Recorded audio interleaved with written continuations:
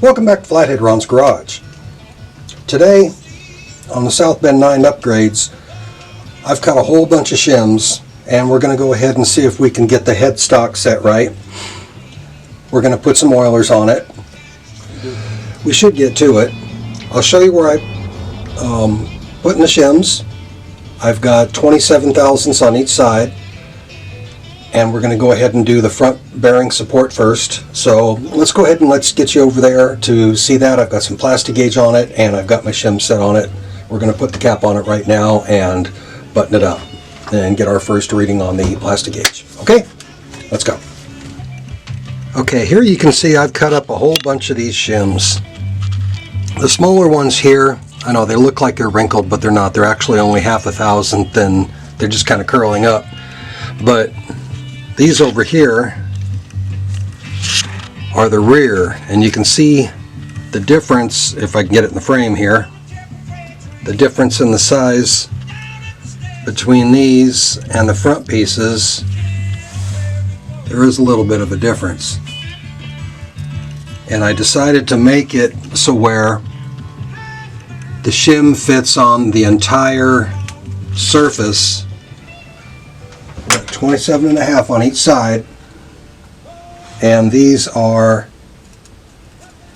just been cut just with a Dremel and a sanding attachment, and the small sanding attachment in the Dremel fits perfect right inside here. So that's how you can go ahead and make those shims. You can just go ahead and start sanding out a slot in there. And what I did is I just clamped it together, clamped a bunch of these together with my machinist clamps, and just started sanding. So it's a little bit of a challenge to hold everything still and keep it all concentric once you start sanding on it. So when I first put these shims on it, I'm going to set them back just a little ways away, because there's a shoulder here that you don't want to pinch them on, because you're not going to have proper alignment if you do it that way. And when you're putting your bearings on, make sure that you know your orientation on your bearing cap, because it's got a little fat shoulder here and it's got a narrow one over here, and you got to look at your shoulder on either side of your spindle here to see which one you have sitting down there. I got a little piece of goober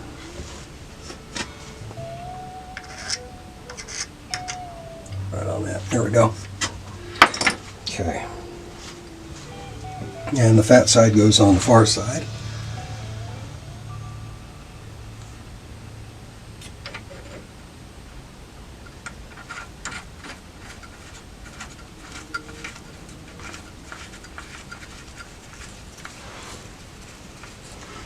And I'm just going to give a little bit of a tap, kind of work these shims in and hold them right here at the edge and kind of tap it. There we go. And that way it'll hold those shims in the right spot.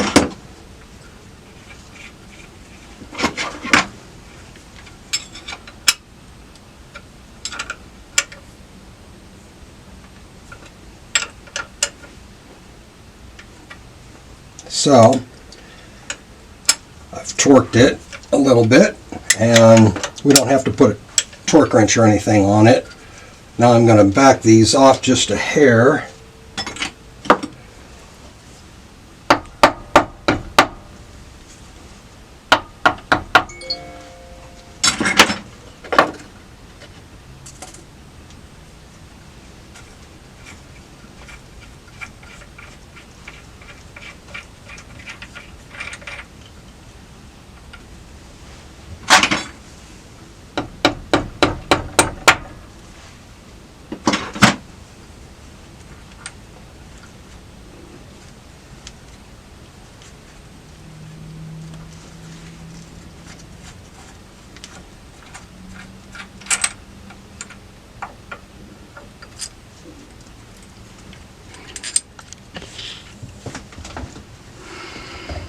Okay.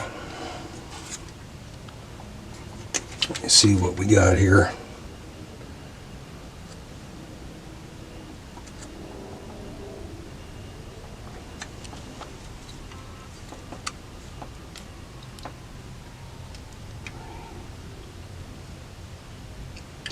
Looks like we got about 3/1000 on here as I drop it. Here, let me turn this a little bit. Maybe you can see it just a little bit better. So what you do is you just match the width of the smashed plastic gauge up with the, let me get this shims in my hand here. So we know it's not 2/1000 because that's just a little bit big. Matter of fact, it looks right about 3/1000. So what I want to do is I want to get it down to about 1/1000. So I'm going to go ahead and do a little bit of calculation and thin these out just a little bit. So let me go ahead and build a shim pack here and put it on here, and I'm going to try to take about 1/1000 off of this. Maybe 1/1000, maybe 2. I don't want to go any more than that though. So it might take me a little bit to put this together. Give me a minute. I'll be right back with you. Okay. What I've done here is I've taken off 2/1000 off of each side. I've got the real thin ones on the bottom and with a little bit of oil there, because without that, here, let me get my fingers in the way. Here we go again. Every time I move this, I gotta sit here and play with it for a minute to get it back in the right spot. There we go. I probably didn't need a piece quite that big. There, you can see it a little better. And I'll put the bearing cap on there without pinching anything. And remember, the fat side towards the far side if you got a Southbend 9 Junior. I don't know about the other ones.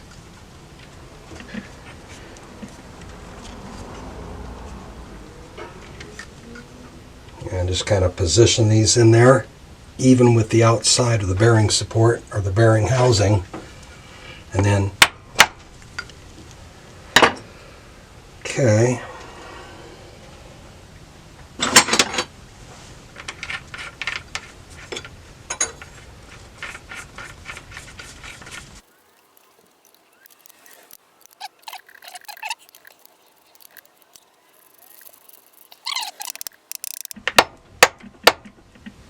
Well, come on.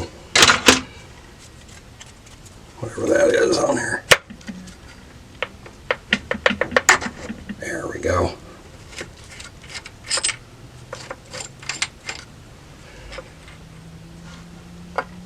Okay, didn't bring any bearings with me. There, can you see that there? Try to get a little bit better shot. That's right about 2/1000. Maybe 1.75.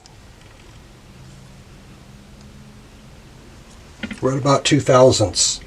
So I'm going to go ahead and take this off of here, and we'll go ahead and torque the bearing cap, and I'll put a pipe in here and see how much play that we have inside this bearing.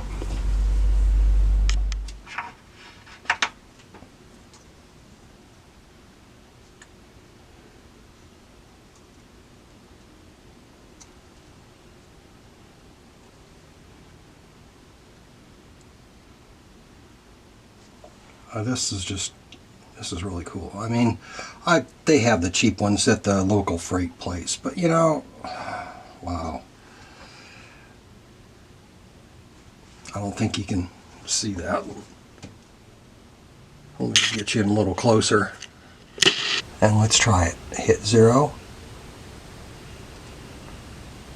Oh, a thou. I have, but I could dial it. Now it's at 0. That's so much nicer than having to monkey with that other little stand. So let's put a pipe in here. And wouldn't you know it, I'm in the way. So I'll go ahead and reposition this. So let me reset this. Okay.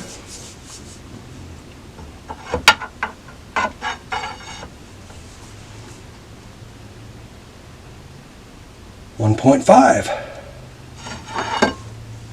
That's not quite going down. Oh, there we go. So I would say, there we go. 1. I would say 1,000th is pretty good. Spins well. I mean, spins really well. So I'm not going to take this back off here. Let's go ahead and turn our attention to the rear, and we'll go ahead and do the same thing with the rear.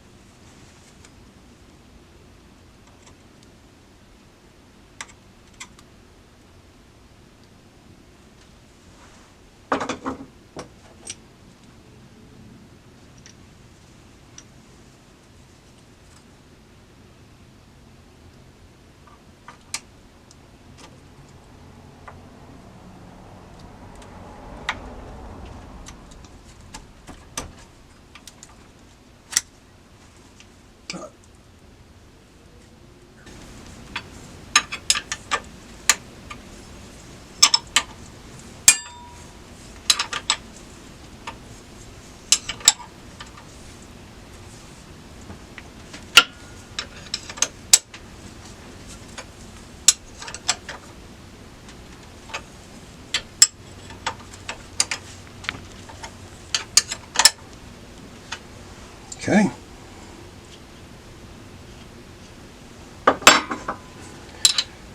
Now I'll go ahead and take it back off and see if I goofed up that plastic gauge when I rotated it.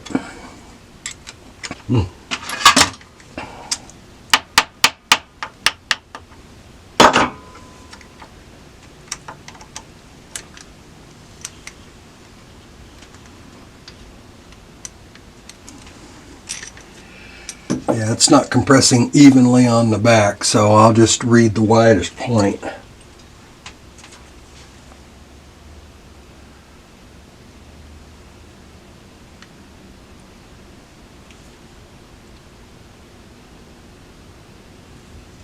Yeah, I'm reading it right. It says there's 2,000 clearance. So I'm going to try going with that. I'm going to clean this off and torque it down, and we'll put something in the back end, and I'll get the dial indicator over here and we'll check on the back. Give me just a second.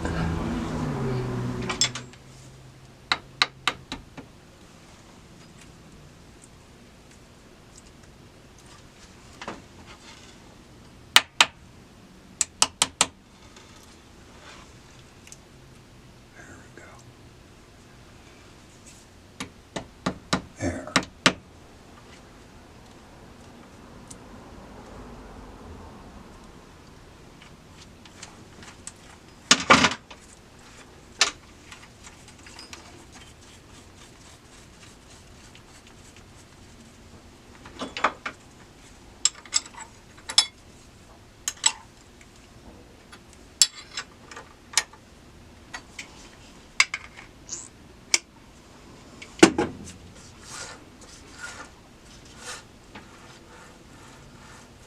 Oh, there we go.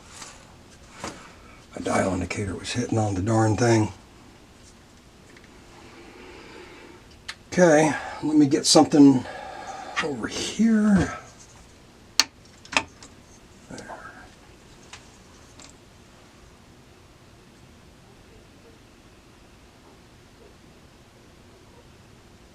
There. Now we're all zeros all the way across. Let me put a shaft in the end of that, and I'll give her a little tug, and we'll see what we've got. I hope.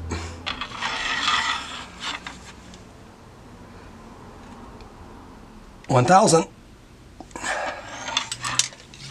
Well, I think this is going to stay the way it is. Oh, it's not even tight. Ronald. There we go.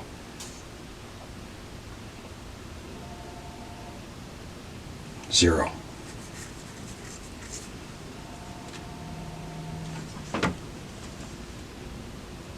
Ah, there's 5.5 in it. 6.7. So there's 7 thousandths in it. I think I want to take it down just a little bit more. Let's see if this is loose back here.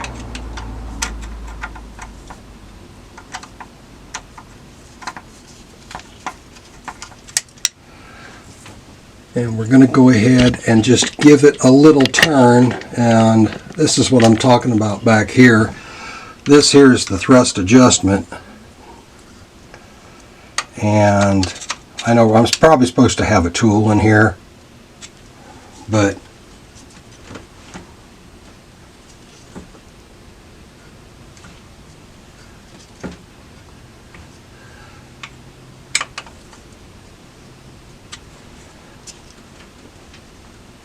okay, that's too much.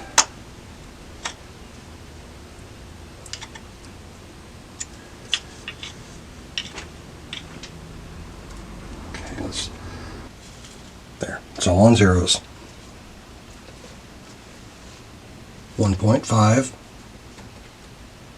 0. 2, okay, 0. 2. So my thrust I have down to 2/1000th of an inch. So what I've got now is a couple of Trico gravity feed oilers. These were new in the package when I got them, and I thought I was going to get this thing together and get it on and going, get everything set up, but I filled them with oil and I had to end up taking it back apart before I even ran it. So we're going to go ahead and just put these in here. It doesn't need any Teflon tape or anything on it. It's the same thread, so this is pretty straightforward. This is probably a really good upgrade you guys can do. It don't take much but a wrench to do this.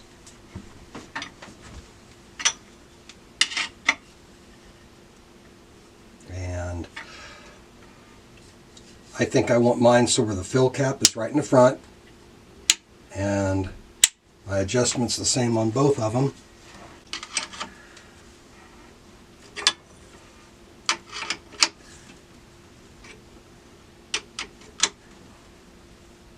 There. Nice. So let's go ahead and fill them up, and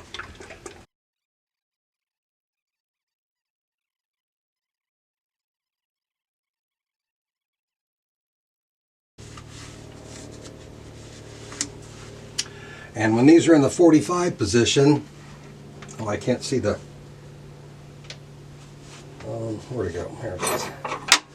I can't quite see the window over here. There we go. I can see both windows here, and the on and off switch is just the switch off an old table saw. And I've got it plugged into the current on the wall. I'm going to turn it on in a second and show you how nice and quiet it is, even with the gear cover off here. I have not cut anything with it though. I'm not going to cut anything until I get my upgrades taken care of. But I'm going to get a different on and off switch for this thing. I just put this together so I can fire it up and run it for right now. I mean, everything spins very nice and smooth. So we're gonna prime the oilers. Put them right about a 45. Let them give me about 3 or 4 drips. And then flip them all the way up to the top.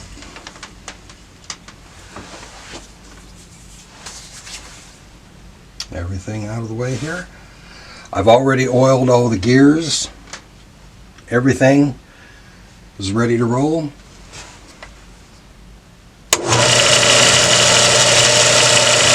It doesn't have to spend any time at all winding up. And I have my thermometer out here. I let it run for about 15 minutes. And I was checking it with my thermometer, my infrared thermometer, and everything was within 3 to 4 degrees. So I'm not running too much preload on it. The bearings have to be shimmed just about right. I got lucky on that, guys, I'm telling you. I remember the first time I adjusted the bearings, I wasn't ready for it and kind of didn't know what to expect, and it was a new world for me, even though it's something that's so simple and you've never done it before. But let me go ahead and turn the drive on here and show you how that sounds. And all I've done is clean the gears and lube it. Oh, there we go. And we'll just give it another squirt. There.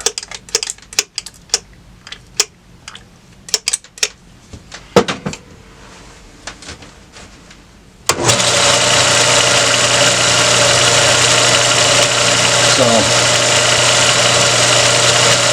I went through and tightened everything up in here. There was a couple that were loose. Pardon me. There's a couple teeth that had a few chips on them. I mean, not chips, but little rolled over edges that were burrs. I filed those off.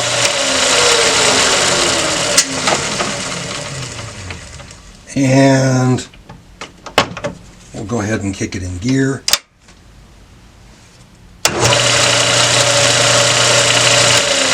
about that. Not quite.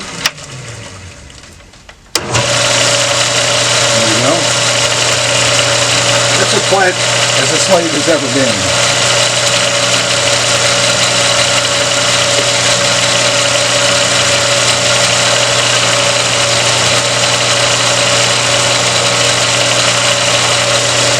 So right now we're going to go ahead and turn our attention to the compound and the crossfeed nuts.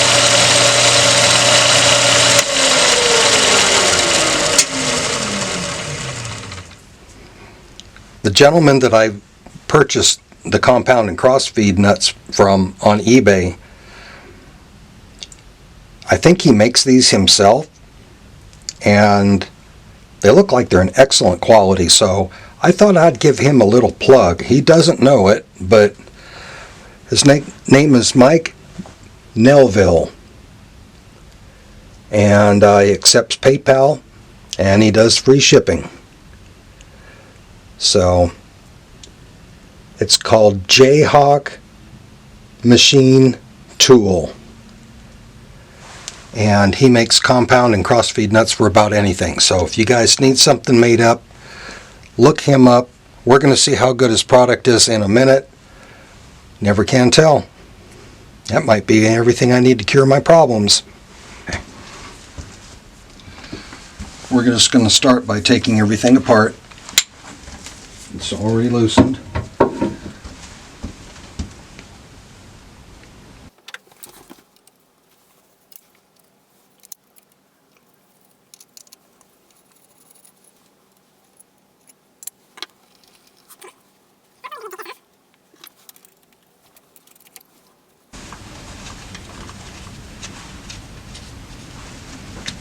I think I'm going about this a little bit backwards. I should be taking the compound off of here first, but that's just the way I did it.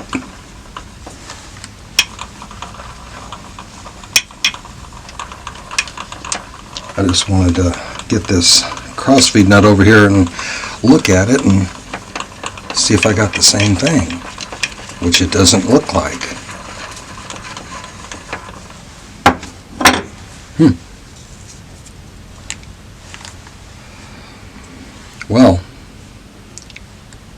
think I ordered the right parts. This doesn't look like either one. Well, it does kind of look like this. I could make it work.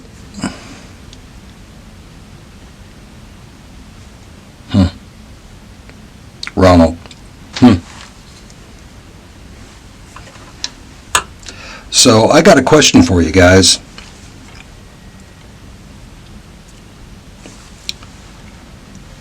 Does anybody know if this lathe is what they call a 9 Junior?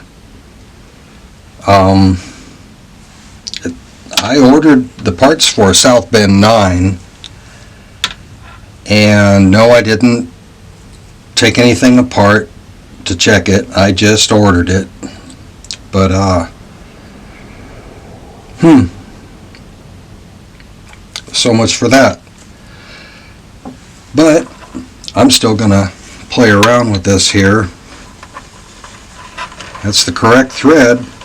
I think I'm just gonna get to use my lathe to modify this part here to fit in my lathe, but I don't know if this is the correct one for this one either. So let's take this apart and see.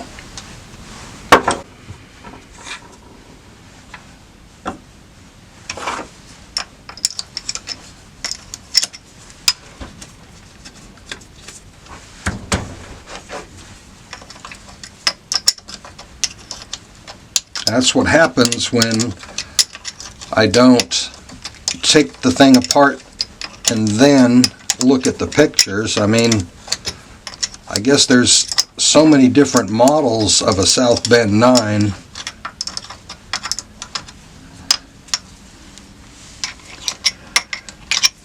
I believe the gentleman still made a good quality part. It's just that I kind of messed it up and ordered the wrong one.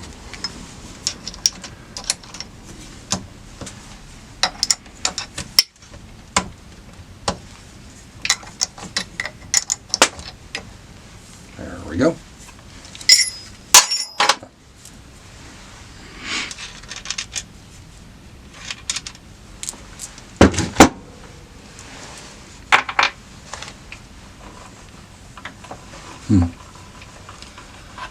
So I think we can make this one work. That's definitely not a problem.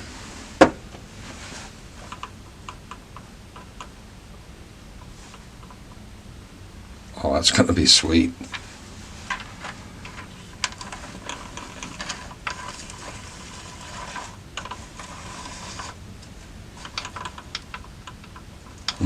Yeah, you can definitely tell there's a difference. Anyway, this doesn't look like it's bronze, though. It looks like it's cast iron or cast steel, but I don't know if you can see that. But we'll take this one off of here and we'll make it work.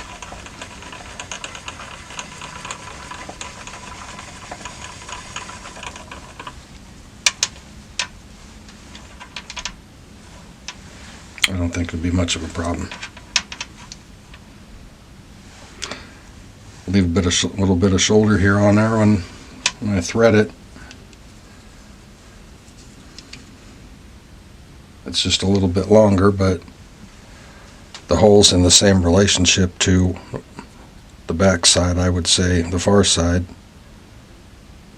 as this one would be, the center of this one, so I don't think I'm going to have too much problem. And if I have to, I can just take off a little bit, but I don't think that much is going to really matter on the cross slide. Oop. If I could hold on to something without dropping it. So let's play around with the compound here. And I'll get these grub screws loose and get this thing loosened up. Well, I'll get these scrub screws loose and take this apart, and I'll be right back with you.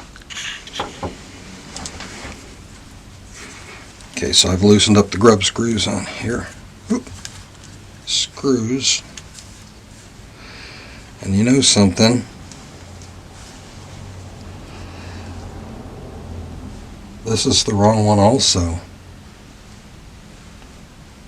Unless, no, it's the wrong one also. I'm going to have to go back to the internet here and see what the heck I did wrong, because you can definitely see the one inside, well, I don't know if you can see it, but the one inside here looks almost identical to this one. And these things are expensive. I just wasn't strong enough to hold it while I broke it loose.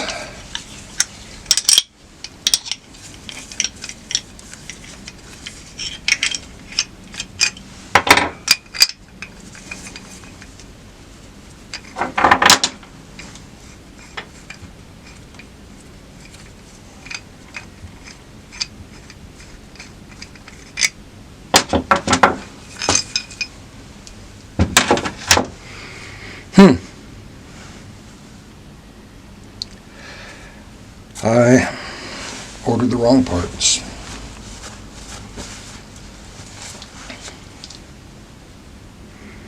I didn't really want to take it apart even though I wasn't using it.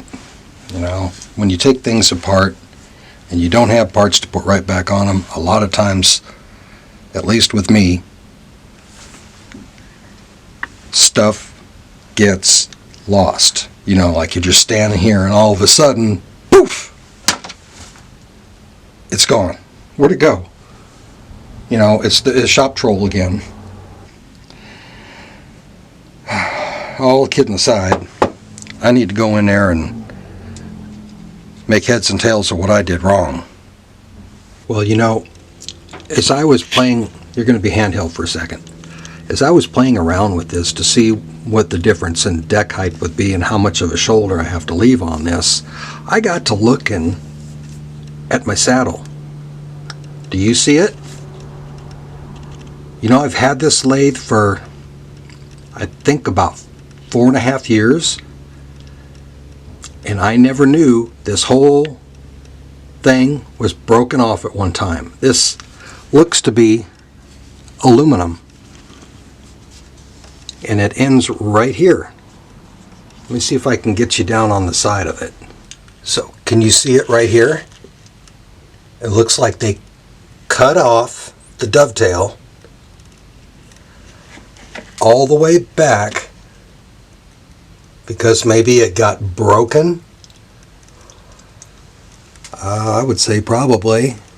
They did a pretty good job. I don't know if you can see that edge in there. That's where it looks like where they cut the old one off. And they just put this new one right over the top of it, so it's got to have screws on the bottom coming up.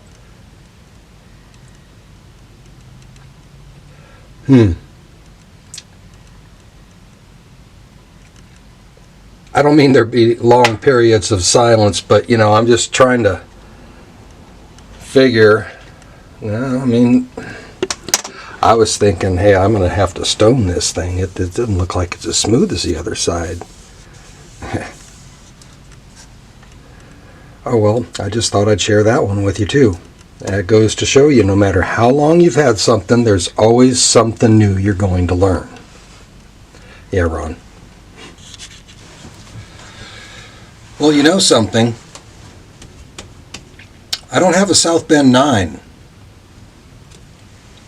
I'm going to have to read it. Hold on for just a second. Sorry about that. Okay. I have a, hold on, a Southbend 30 AB 9-inch Junior O Series metal lathe. According to this, is what I have. And it says, not to be confused with the Southbend 9A, B, or C lathes, which are different model, which are a different model, and parts do not interchange. That's why my compound and crossfeed nuts are different. So,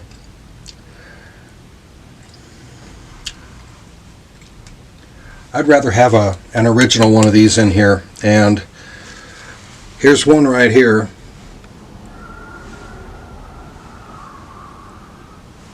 It's the same one,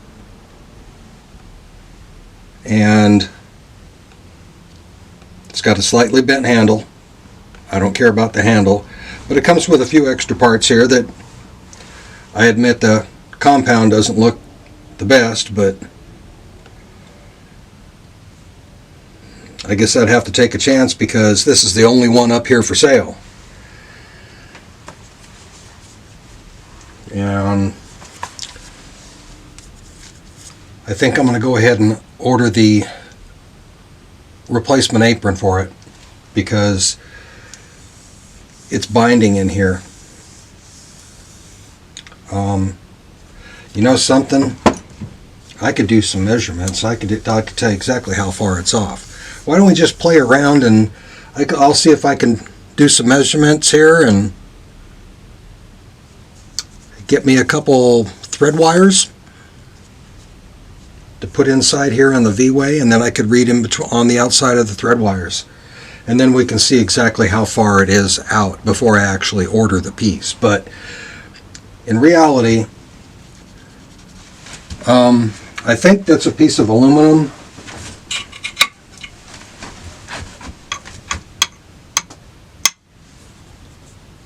That's cast. That's cast. That's aluminum. So I think there's some of my rigidity problem right there. I don't know how I missed that. I really don't. But anyway, it was kind of a clever fix because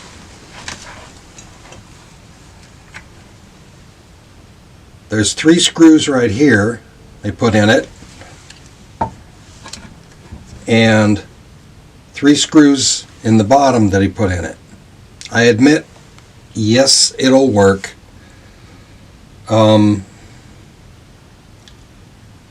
Probably for what I need, just about. But it, and here I go stuttering again. It's broken, period.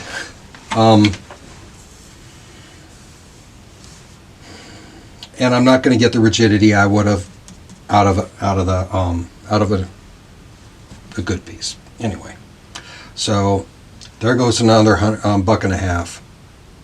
But I'll have a nice lathe when I'm done. So, well, I've got the saddle clamped on my make-believe surface plate, and I've got my indicator riding right on the edge of the dovetail. And then as soon as I switch over to the repaired area, I'm a thousandth under, and as I traverse up, now I'm 2.5 under, 2 under, 1.5 under, and now it's back to 0. And that's just on the edge. So let's check the area where the gib rides. My measurements might not be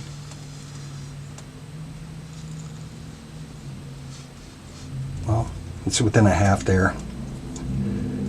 Yep, that's on 0, but it gives me an idea how far off this thing really is. That should give you some idea of what I'm looking at. Now I know why when I traverse across with the cross slide, it'd bind up. I'd adjust the gib and bring it back, and then it's got slop in it. So now we know where it's coming from. And with that little aluminum piece, I think I said it before, but you just got a piece of metal stuck in a hole in there. I know they got 6 screws on it, but it's not going to be as rigid as the original was. So this is the end of part 2. I'll get on here with part 3 shortly, and hopefully that'll be the last one. But for right now, this is about all I can do. And it's a Sunday morning, early Sunday morning right now, and it's going to be probably a week before I get this At least the guy's on the West Coast. He's up in Washington. It shouldn't take too long to get here. I should get it by Friday. But anyway, one thing after another. But I guess you get that with any equipment that's just about 100 years old. It's turning into be a challenge for me, since I don't know anything about machining in the first place. I could do a couple little things, but you guys, you know I don't have any experience with this. I don't know too much about the machining thing, but I'm having a blast with it. It's making my mind work. If you found something useful about what I'm showing you, if it's helped you, if you agree, if you don't agree, or if you want to set me straight on a few things so I can do it the right way, please let me know in the comments. How about a thumbs up, thumbs down? I mean, either way, it really doesn't matter. I'm just trying to learn, and maybe with your help, I can get where I need to be. So, be safe in the shop. Don't do what I do, because I am totally inexperienced. Okay? Have a good day. I'll see you next time on part 3. And hopefully we'll get this new saddle up on here where it needs to be, instead of just having a bare apron hanging here. Okay? That's all for right now. I'll see you guys next week. Bye-bye.